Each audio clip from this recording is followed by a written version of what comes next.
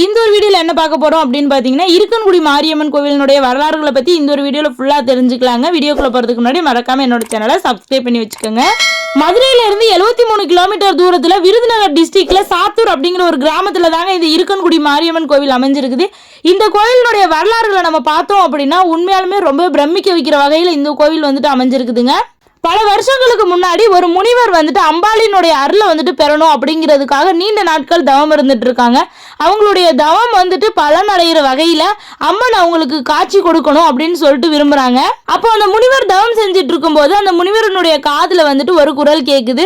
அந்த குரல் வந்துட்டு என்ன சொல்லுதுன்னு பாத்தீங்கன்னா, அர்ஜுனா ஆறுக்கும் வைப்பாருக்கும் இடையில வந்துட்டு ஒரு மேடு இருக்கும், அந்த மேட்டுக்கு நீங்க வாங்க அப்படிங்கிற மாதிரி கேக்குதுங்க.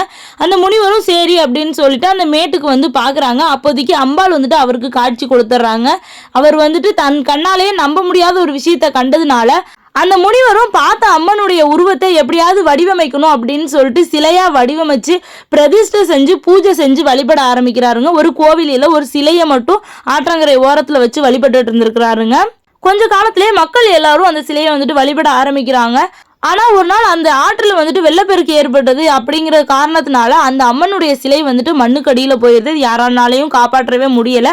சில காலங்கள் கழித்து, அதாவது பல வருஷங்கள் கழித்து அந்த ஊர் வந்துட்டு ஒரு விவசாயம் பண்ணுற ஊர் தானே. அப்போ வந்துட்டு அந்த ஊரில் விவசாயம் பண்ணுறதுக்காக ஒரு பெண் வந்துட்டு சாணம் எடுக்கிறதுக்காக அந்த வழியை வர்றாங்க. சாணத்தை பூராத்தையும் பெருக்கி ஒரு கூடையில் வச்சிடறாங்க. கூடையில் வச்சுட்டு அந்த கூடையை தூக்கும் போது அந்த பெண்ணுனால வந்துட்டு அந்த கூடையை தூக்க முடியலை. ஆனால் அந்த பெண்ணுக்கு புரியலை, என்ன இவ்வளோ கனமாக இருக்குதே அப்படின்னு சொல்லிட்டு யோசிச்சுட்டு நிற்கிறாங்க. சரி, நம்ம கூட வந்தவங்க யாரையாச்சும் உதவி கேட்கலாம் அப்படின்னு சொல்லிட்டு அவங்க கூட வந்தவங்க கிட்ட போய் உதவி கேட்குறாங்க. அவங்களும் வந்து தூக்கி பார்க்குறாங்க. யாருனாலையுமே தூக்க முடியல. ஊர் மக்கள் முன்னாடி அந்த சிறிய பெண்ணுக்கு வந்துட்டு சாமி வந்து ஆடிடுறாங்க.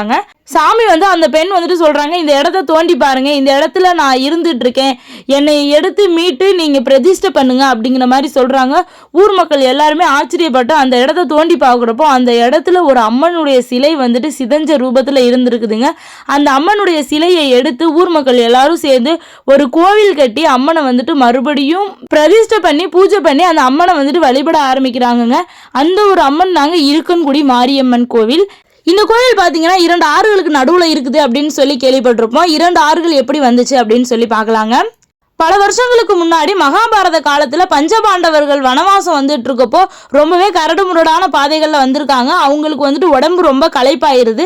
நம்ம வந்துட்டு நீராடணும் அப்படின்னு சொல்லிட்டு ஆசைப்படுறாங்க. அப்போது அர்ஜுனன் வந்துட்டு பூமி மாதாவையும் கங்காதேவியும் வணங்கி ஒரு அம்பை வந்துட்டு பூமியின் மீது வந்துட்டு செலுத்துறாங்க. அப்போதைக்கு உருவானது தான் அர்ஜுனன் ஆறு. இந்த ஒரு அர்ஜுனன் ஆறு எந்த பக்கம் இருக்குன்னு பார்த்தீங்கன்னா வடக்கு பக்கத்தில் இருக்கிறதாங்க இந்த அர்ஜுனன் ஆறு. இதே தெற்கு பக்கமா ஓடுற ஆறை வந்துட்டு வைப்பாறு அப்படின்னு சொல்லிட்டு சொல்லுவாங்கங்க. ராமன் வந்துட்டு ராவணை வீழ்த்துறதுக்காக போய்கிட்டு இருக்கும்போது அவங்களுடைய படைகள் எல்லாருக்குமே நீராடணும் அப்படிங்கிற மாதிரி ரொம்ப களைப்பா இருக்கு அப்படின்னு சொல்லப்போ ராமன் வந்துட்டு அப்போ அவங்க எல்லாரும் நீராடணும் அப்படிங்கிற ஒரு காரணத்துக்காக ராமன் உருவாக்குன ஆறு தாங்க இந்த வைப்பாறு. இந்த 2 நதிகளுமே கங்கைக்கு வந்துட்டு நிகரானது அப்படின்னு சொல்லி சொல்றாங்க.